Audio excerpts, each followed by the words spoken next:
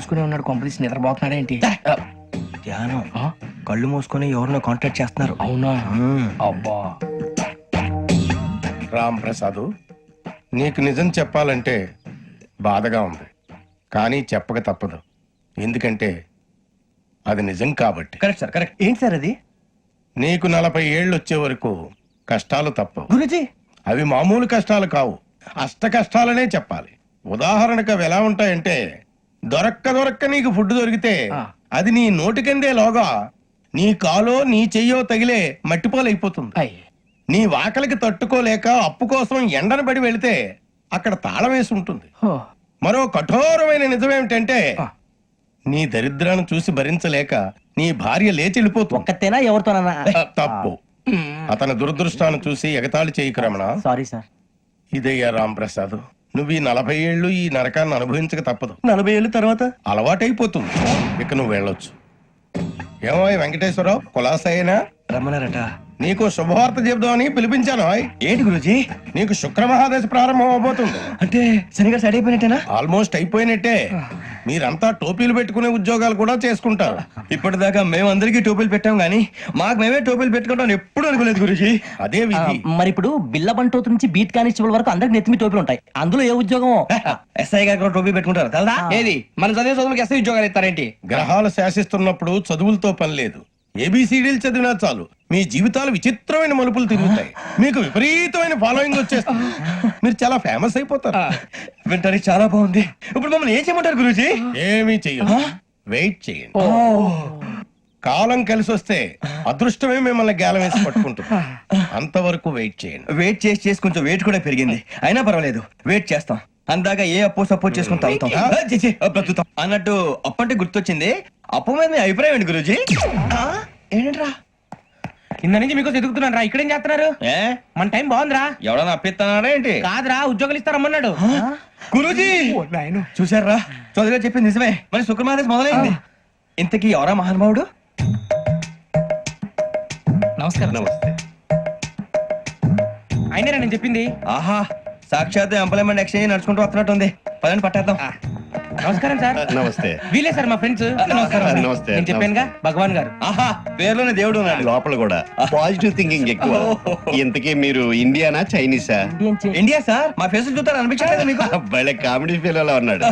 నేను అడిగేది ఇండియన్ రెస్టారెంటా చైనీస్ రెస్టారెంటా అని.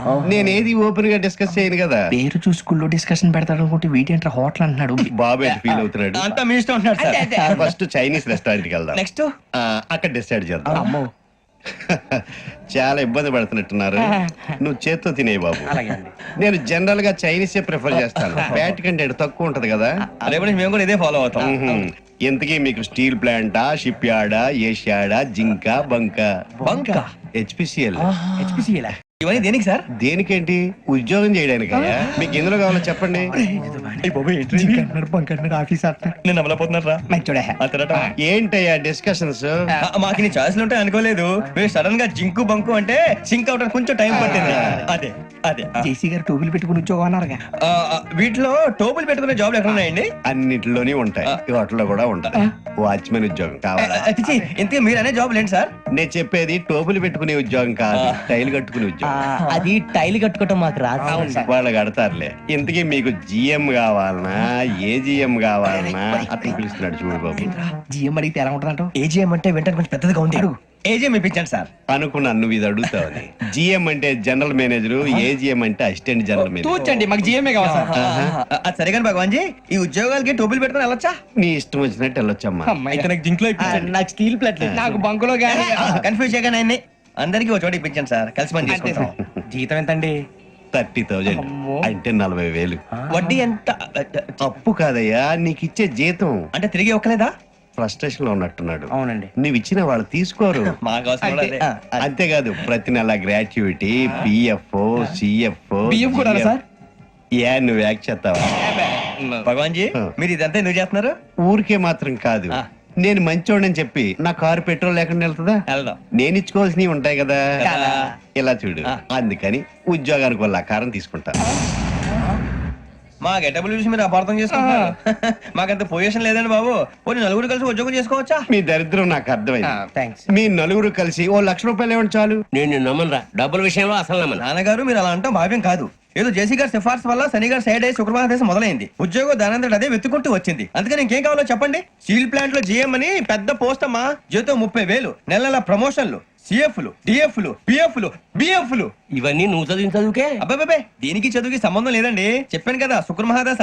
అది దాని పవర్ అనుకోండి, ఎఫెక్ట్ ఈ అనుకోండి. రోజుల్లో కూడా గ్రహాలు ఏటా nonsense. అబ్బా ఏంటండి వాడన్న ప్రతిదాన్ని ఇలా కొట్టి పడేస్తారు. చిన్నప్పటి నుంచి లక్షలకు లక్షలు పోస్ట్ చదివించారు. ఎహె, అమ్మా నువ్వు లేని పోనీ పెట్టుకో. లక్షలు ఎక్కడైనా ఊరుకోరా, మాట వరుస కదాలే. ఒక 25,000 ఇస్తే వాడి జీవితం సెటిల్ అయిపోతుంది అంటున్నాడు. అంతగా ఆలోచిస్తారేంటండి?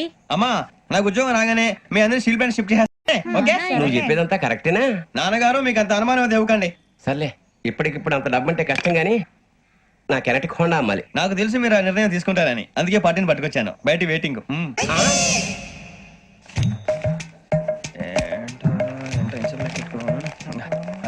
ఇవ్వండి. భగవాన్ జీ మీతో నాకు కుదరదండి, మీరు తేడా మనుషుల్లా ఉన్నారు. చూడటానికి అలా కనపడతాం కానీ తేడా మనుషులు కాదండి. ఇది ఎంతో లెక్క పెట్టండి. 5,000 తగ్గిందండి. ఆ విషయం నాకు ముందు చెప్పాలి కదా, ఇది తేడాతనం కదా. సర్దుబాటు కాక జరిగిన పొరపాటు. మా దరిద్రం మీకు తెలియంది కాదు. మీ ప్రాబ్లమ్స్ నాకు అనవసరం అండి. ఇప్పటికే మీ మూలంగా 3 లక్షలు బొక్క తెలుసా. మీరు ఫేస్ అంత చిరాగ్గా పెట్టకండి. రే ఆ గొలుసేవరా, తొందరగా ఎవరా, ఆయన కోపం వస్తుంది. ఇదిగో తీసుకోండి, తీసుకోండి, తీసుకోండి, please. భగవాన్ గారు తీసుకోండి సార్ ప్లీజ్. భగవాన్ గారు మీ కోపం తగ్గిందా? కోపం కాదు వెంకటేశ్వర గారు, ఎందుకో భరించలేను, అది నా బలహీనత. ఇవన్నీ వదిలేయండి, ఇంకోసారి పొరపాటు జరగదు. మేము ఎప్పుడు జాయిన్ చెప్పండి, కొత్త బట్టలు కొనుక్కోవాలి. మీరు ఆ పనిలో ఉండండి. పొద్దున్నే గుడికి వెళ్ళి 9:30 కల్లా, మొన్న వచ్చారే ఆ ఆఫీస్కి వచ్చేయండి. మీ అపాయింట్మెంట్ ఆర్డర్స్ రెడీగా ఉంటాయి. 8:30కి వచ్చేస్తాం. మీరు వచ్చిన వాళ్ళ తలుపులు తీరు. మీ కంగారు నేను అర్థం చేసుకోగలను.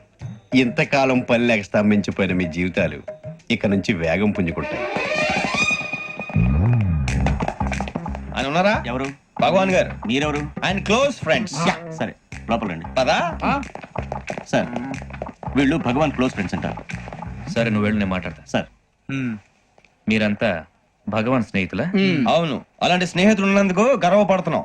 సరే ఏంటి సంగతి? ఏముంది, మా అపాయింట్మెంట్ ఆర్డర్ చేస్తే పట్టుకులు చేరిపోతాం. ఈ రోజు గురు పౌర్ణమి, మంచి రోజు. అపాయింట్మెంట్ ఆర్డర్ ఏంటి? మీకు అందాల్సిన నీకు అందనట్లేదు. ఏంటది? ఏంటంటావేంటి? ఒక్కోడు 25,000 ఇచ్చాం. భగవాన్ గారి హెల్పింగ్ నేచర్ కాబట్టి తక్కువ రేటుకి ఒప్పుకున్నాడు. ఇంతకీ ఇది ఏ ఆఫీసో మీకు తెలుసా? తెలుసుకోవాల్సిన అవసరం మాకు లేదు. కానీ చెప్పాల్సిన అవసరం మాకుంది. యాంటీ కరప్షన్ బ్యూరో, అంటే అవినీతి నిరోధక శాఖ. లంచం తీసుకోవటమే కాదు, ఇవ్వటం కూడా నేరం. మీ భగవాన్ గారు ఒక 420. మా బాబుకి ఇన్ని తిట్లు వచ్చిన విషయం నిన్నే తెలిసింది నాకు. ఇంతవరకు మా బాబు నా ఒట్టుమే చేయలేదని మీ అందరితో గర్వంగా చెప్పుకునేవాడిని. First time man handing record 5,000 తక్కువే, నా గోల్ చెలుగు లాగేస్తాడు. అరే కోపడకండి రా, వాడు ఇక్కడే దొరుకుతాడని మా ఫ్రెండ్ చెప్పాడు. తొక్క దొరుకుతాడు. మీకు జింక్ లో కావాలనా, బంక్ లో కావాలనా, స్టీల్ ప్లాంట్ లో కావాలనా, షిప్ యార్డ్ లో కావాలనా? అంటే ఎక్కడ పడితే అక్కడ ఇప్పిస్తారా సార్? ఎక్కడ పడితే అక్కడ, ఎలా కావాలంటే అలా చేసుకుందాం, ఇబ్బంది ఏమీ లేదు. ఆపరేషన్ లో కావాలనా? అవి గేమ్స్ కదా సార్. ఆ స్పోర్ట్స్ కోటా లేవయ్యా. ఏమైంది సార్? ఉద్యోగాలు ఇప్పించమని ఎంట పడుతున్నారు. నువ్వు టచ్ లో ఉండు, ఫోన్ చేయ. అలాగే సార్.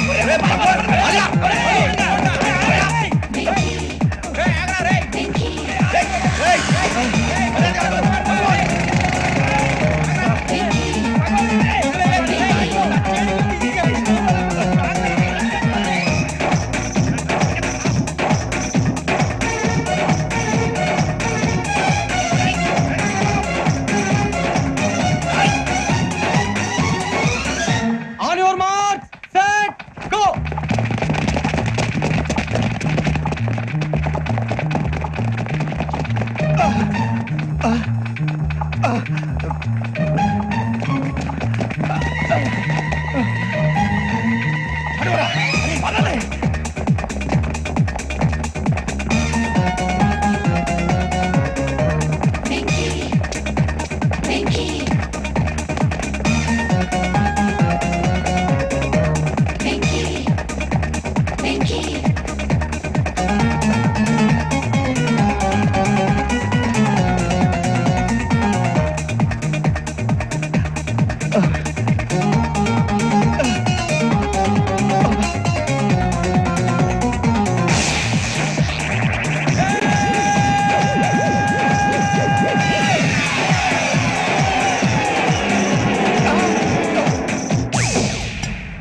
5.5 అవును సార్.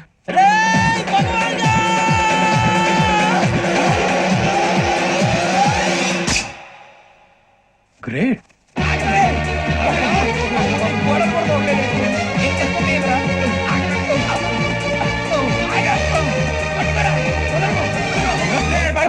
మీ నలుగురు సెలెక్ట్ అయ్యారు. దేనికి? ఎస్ఐ సెలక్షన్స్ లో మీరు ఫిజికల్ టెస్ట్ అన్ని పాస్ అయ్యారు.